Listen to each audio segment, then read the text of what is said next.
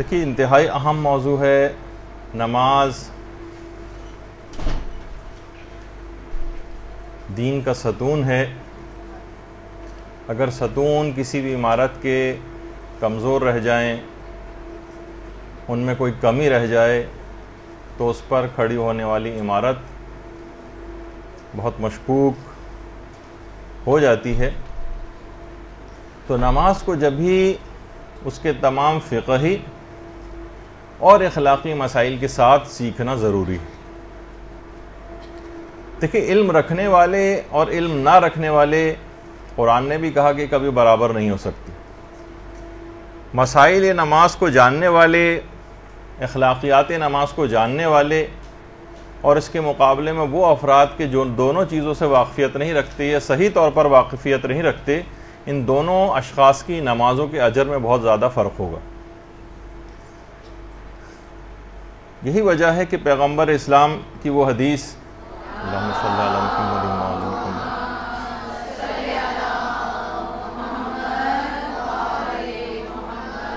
کہ عالم کی 2 رکعت نماز غیر عالم کی 70 نمازوں سے افضل۔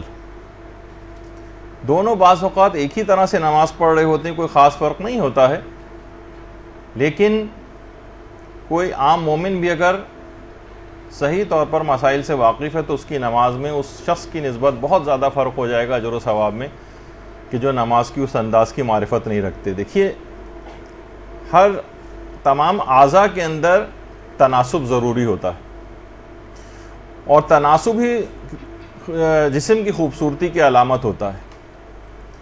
نماز بھی اسی طرح سے ہے، اس کا چہرہ بھی ہوتا ہے، نماز کی آنکھیں بھی ہیں، نماز کے کان بھی ہیں، نماز کے ہونٹ بھی ہیں، نماز کی دانت بھی ہوتے ہیں، اعضاء و جوارے بھی ہیں نماز کے۔ جس طرح سے خود ارکان نماز قیام، رکوع، سجدہ، قرات، تشہد، سلام، جتنے بھی مستحبات ہیں، واجبات ہیں، یہ سب اعضاء و جوارے کی سی حیثیت رکھتے ہیں۔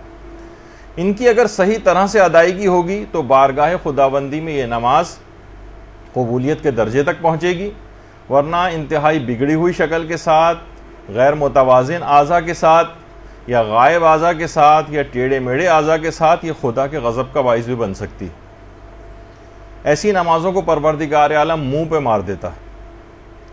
آپ بھی اگر دیکھیں کسی کو کبھی کوئی تحفہ دیں آپ، اور تحفہ آپ اس طرح سے دیں، ٹیڑے میڑا، اس کے اوپر آدھا صفحہ کوئی چیز کا لگایا ہوا ہے، کسی طرح سے کوئی جو ریپنگ پیپر ہوتا ہے وہ کسی کلر کا لگایا ہوا، تو دوسرا بھی کہے گا کہ کس انداز سے تو بہتر تھا کہ تم تحفہ ہی نہ دیتے۔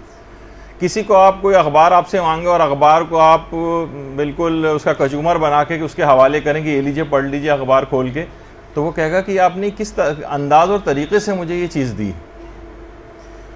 تو دیکھیے مسائل نماز ایک ایسی اہم چیز ہے کہ یعنی دین کے جو فقہی مسائل ہیں، کہ بڑے بڑے انبیاء نے، اولو العزم پیغمبروں نے، حضرت ابراہیم جیسے، انہوں نے بھی پروردگار سے دعا کی تھی، جو کہ سورہ بقرہ کے اندر حضرت ابراہیم کی دعا بھی ہے کہ وَأَرِنَا مَنَاسِكَنَا،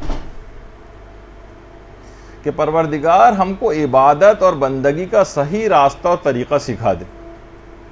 حج کے سلسلے میں بھی یہی ہے کہ مسائل حج کو سے واقفیت ہونی چاہیے، اور جتنی بھی عبادتیں انسان انجام دیتا ہے صحیح طرح سے اس کو پتہ ہونی چاہیے۔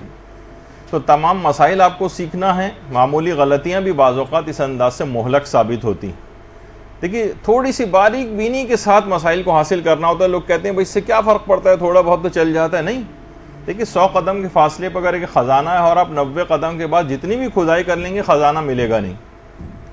اسی طریقے سے فون کے کتنے سارے ڈیجٹس ہوتے ہیں، فون میں کتنے ڈیجٹس ہوتے ہیں، ان میں آپ کہیں کہ بھائی 5 یا 6 یا 7 تو میں نے ملا لیے، مثلا اگر 8 ڈیجٹس ہیں یا 7 ہیں، ان میں سے ایک بھی اگر نہیں ملایا تو فون کبھی مل کر نہیں دے گا۔ چابی کا ایک دندانہ جو ہوتے ہیں، ایک دندانہ بھی اگر اس کا کم ہے یا صحیح طور پر نہیں ہے تو تالا کبھی کھلے گا نہیں۔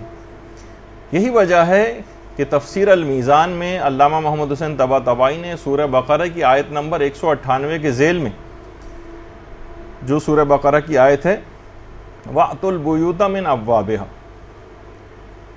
کہ گھروں میں دروازوں کے ذریعے آؤ۔ باقاعدہ تفسیر میں یہ بات بیان کی گئی ہے کہ اس کے معنی یہ بھی ہیں جو روایات سے ثابت ہیں کہ ہر کام کو اس کے صحیح طریقے سے انجام دو اور اس کے دستور کے مطابق انجام دو. آپ دیکھتی ہیں کہ مشینیں جو ہوتی ہیں ان کے ساتھ ایک مینول ہوتی ہے چلانے والی کہ کس کو چلایا کیسے اس مشین کو جائے گا. اسی طریقے سے جو توضیح المسائل ایک مینول ہے کہ آپ کو زندگی کیسے گزارنی ہے.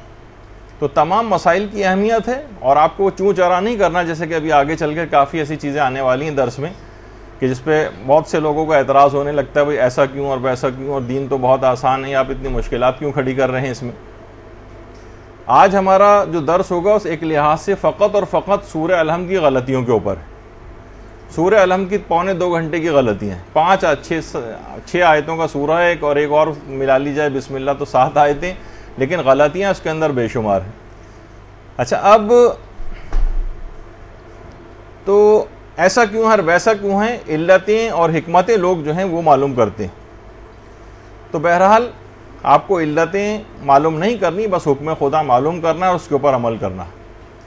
آغا محسن قراتی تفسیر قرآن کا کتنا طویل عرصے سے ان کے دروس ایران ٹی وی پر چل رہے ہیں. کہنے لگے, ایک دفعہ ایک شخص میرے پاس آیا اور کہنے لگا بتائیے فجر کی نماز 2 رکعت کیوں ہے؟ انہوں نے کہا مجھے نہیں معلوم, بس حکم خدا ہے اس وجہ سے ہم پڑھتے ہیں. کہنے لگے اس نے روشن فکروں جیسی صورت بنا لی, انٹیلیکچوئلس نہیں ہوتے سو کالڈ. کہا کہ جناب آج کل کی دنیا جو ہے وہ دنیا علم ہے, آپ کو پتا ہونا چاہیے کہ فجر کی نماز 2 رکعت کیوں ہے اور ظہر کی 4 رکعت کیوں ہے. ہم بغیر علت و حکمت جانے دین کو نہیں مان سکتے, ہر چیز کی علت اور حکمت پتہ ہونی چاہیے. میں نے کہا اچھا, یا آپ یہ بتائیے کہ انار کا پتا چھوٹا کیوں ہوتا ہے اور انگور کا بڑا کیوں ہوتا ہے؟ کہنے لگا معلوم نہیں. میں نے کہا کیوں؟ علم تو آج کل دنیا علم ہے, آپ کو پتا ہونا چاہیے کہ ایسا کیوں ہے. کہنے لگے جب اس کا غرور کچھ کم ہوا تو میں نے اس سے کہا کہ دیکھو دنیا میں علوم کی انتہا نہیں ہے اور کائنات میں اسرار علوم جو ہے بکھرے ہوئے ہیں, اور ہر علت کا اور ہر حکم کا جاننا, اس کے پیچھے علت کا جاننا یہ ضروری نہیں. اگر تم نے فلسفہ اور علت جان کر خدا کی عبادت کی تو یہ خدا پرستی نہیں ہوگی بلکہ علت پرستی ہوگی. آپ کو وجہ پتہ چل گئی تو آپ نے عمل کر لیا, پھر غیب پہ ایمان لانے والا کیا مسئلہ رہا جو مومنین کی نشانی بتائی گئی. کہا کہ اسرار وحی جو ہیں وہ عالم بشری سے بہت بلندتر ہیں, اور ہم اگر آج دیکھتے ہیں کہ جتنے بھی جدت پسند یا جو ماڈرن دنیا ہے یہ دنیا کے ہر قانون کو بڑے آرام سے مان لیتے ہیں اور اس میں کوئی چوں چرا نہیں کرتے, لیکن جب خدائی قانون کی بات آتی ہے تو اس کے لیے کہتے ہیں کہ دلائل اور منطقی دلائل اور فلسفیانہ دلائل یہ سب چاہیے ہوتے ہیں.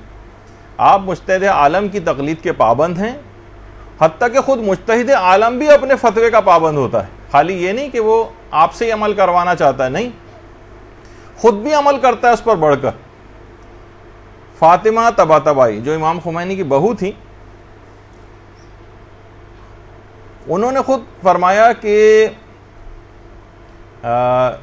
امام خمینی کو جب دل کا ایک عارضہ لاحق ہوا تو قوم کے ایک ڈاکٹر تھے, انہوں نے کہا کہ امام خمینی کو ہاسپٹل لے جایا گیا, تو مجھے بھی فوراً بلایا گیا. میں فوراً ان کے پاس ہاسپٹل پہنچا, ان کا بلڈ پریشر وغیرہ چیک کیا, بہت زیادہ ہائی ہو رہا تھا ان کا بلڈ پریشر. خیر ہم نے ان کا ٹریٹمنٹ وغیرہ شروع کیا. 2 گھنٹے کہیں جا کر ان کی کچھ طبیعت بہتر ہوئی. تو ہم نے دیکھا کہ امام خمینی نماز کے لیے اٹھنا چاہ رہے ہیں. میں نے کہا دیکھیے آپ فقہ کے اسپیشلسٹ ہیں, میں میڈیسن کا اسپیشلسٹ ہوں, میرے خیال میں اس حالت میں آپ کا اٹھنا حرام ہے. دل کے بہت ساری ایسی بیماریاں ہوتی ہیں کہ جس میں ذرا سی بھی موومنٹ جو ہے وہ بعض اوقات مزید ایگزرشن کا سبب بن جاتی ہے اور مزید اٹیک ہو سکتا ہے. کہا کہ آپ ٹھیک ہے اس کے اسپیشلسٹ ہیں, میں میڈیسن کا اسپیشلسٹ ہوں, میرے خیال میں آپ کا یہاں سے اٹھنا حرام ہے, آپ لیٹے لیٹے ہی جو ہے وہ ساری نمازیں پڑھیں. امام خمینی نے اس کی بات سنی اور اس کے بعد انتقال تک تمام جتنی بھی نمازیں تھیں سب لیٹے لیٹے ہی انجام دی. اس طرح سے پابند ہوتے ہیں مسائل شریعت کے.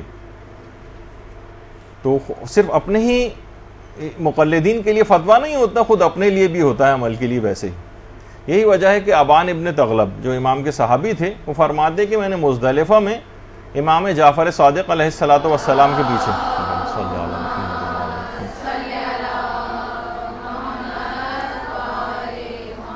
میں نے چھٹے امام کے پیچھے ایک نماز پڑھی. نماز سے جب فارغ ہوئے تو امام نے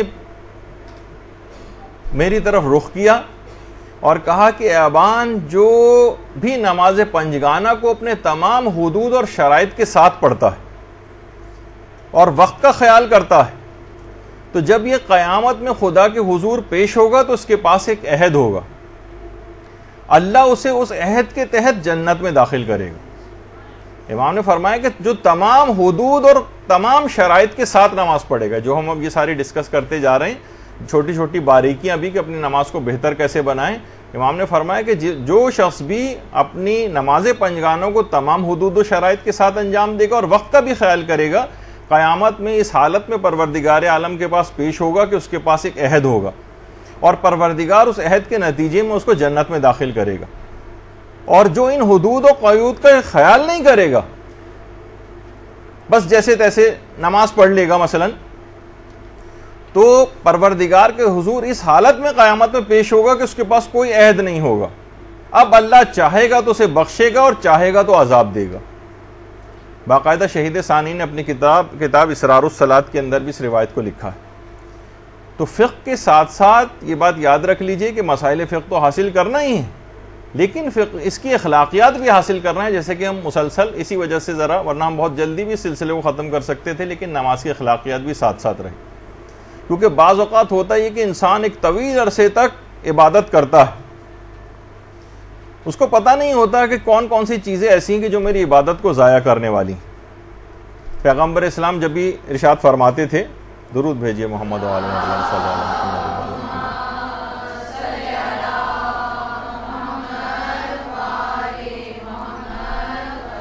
پیغمبر فرماتے ہیں کہ کبھی انسان کو عبادت کرتے ہوئے 60 70 سال گزر جاتے ہیں، لیکن خدا نے اس کی ایک نماز بھی قبول نہیں کی ہوتی. بہت خطرناک بات ہے، انسان کو سمجھنا چاہیے کہ رسول خدا کیا فرما رہے. اور یہی وجہ ہے کہ امام کے ایک صحابی تھے حماد ابن عیسیٰ، امام صادق کے اصحاب میں سے تھے، اور انہوں نے فقہ الصلاۃ میں باقاعدہ حریث ابن عبداللہ سجستانی کی کتاب الصلاۃ جو ہے وہ حفظ کر رکھی تھی. یعنی سمجھے توضیح مسائل پوری حفظ کی ہوئی تھی انہوں نے. اور یہ وہ صحابی تھے کہ 50 سال تک امام کی دعا کے نتیجے میں انہوں نے 50 حج کیے تھے. امام نے ان کو دعا دی تھی کہ پروردگار تمہیں 50 حج نصیب کرے. 50 حج کیے اور ان کی مال اور اولاد میں برکت کی دعا دی تھی. انہوں نے ایک دفعہ 2 رکعت نماز پڑھی، امام اس نماز کو دیکھتے رہے اور پھر ان سے کہا، حماد ابن عیسیٰ سے، کہ حماد، کتنی افسوس کی بات ہے کہ انسان کے لیے بات کتنی رسوا کن ہے کہ 60 70 سال کا وہ ہو جائے اور 2 رکعت نماز بھی صحیح طور پر ادا نہ کر سکے. تو ایسا نہیں تھا کہ، دیکھیے میں نے پہلے بتا دیا کہ ان کی مسائل فقہ کے لحاظ سے نماز میں کوئی کمی تھی، کیونکہ ان کو کتاب حریث ابن عبداللہ سجستانی یہ ان کو زبانی حفظ تھی. لیکن اس کے باوجود بھی کون سی ایسی چیزیں ہیں اخلاقی لحاظ سے جو قبولیت نماز میں رکاوٹ بن جاتی ہیں، اس کو بھی خاص طور پر ہم کو اس کا خیال کرنا پڑے گا. یہ بہت اہم بات ہوتی ہے، بعض اوقات لوگ اس کا خیال نہیں کر پاتے. اور ہم جب بھی اس موضوع پر پوری ایک کلاس آگے چل کر لینے کا ارادہ ہے کہ کون سی ایسی چیزیں کہ جس سے نماز ہماری متاثر ہوتی ہے اور قبولیت سے رہ جاتی ہے.